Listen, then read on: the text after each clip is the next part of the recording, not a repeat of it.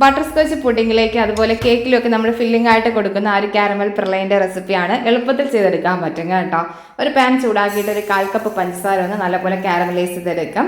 അപ്പോൾ ഒത്തിരി ഡാർക്ക് കളറിൽ ഒരു ബിറ്റർ ടേസ്റ്റ് വരുന്ന രീതിയിൽ ചെയ്തെടുക്കല്ലേ. ഒന്ന് മെൽറ്റ് ആവുന്നതിനനുസരിച്ച് ലോ ഫ്ലെയിമിലേക്ക് മാറ്റി കൊടുത്താൽ മതി.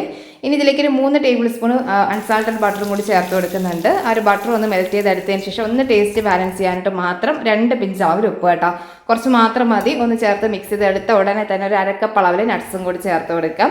ഞാനിവിടെ കാഷ്യൂസും ആൽമണ്ട്സും പീനട്ടും ഒന്ന് മിക്സ് ചെയ്തിട്ടാണ് എടുത്തിട്ടുള്ളത്. നട്ട്സ് ചേർത്ത ഉടനെ തന്നെ ഒന്ന് മിക്സ് ചെയ്തെടുത്താൽ മാത്രം മതി.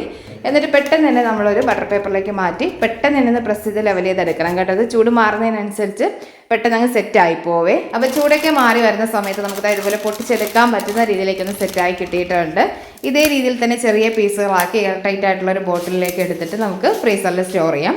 അല്ലെങ്കിൽ ഇതുപോലെ ഒന്ന് പൊടിച്ചെടുത്തിട്ട് ഒന്ന് ടിന്നിലേക്ക് മാറ്റിയിട്ട് നമുക്ക് ഫ്രീസറിൽ സ്റ്റോർ ചെയ്താലും മതിയായിട്ട്. നമുക്ക് ആ ഒരു പുഡിങ്ങിലേക്കും കേക്കിലേക്കും എല്ലാ ഡെസേർട്ട്സിലും ഒക്കെ നമുക്ക് ആ ഒരു ടോപ്പിംഗ് ആയിട്ട് കൊടുക്കാനൊക്കെ അടിപൊളിയാണ്.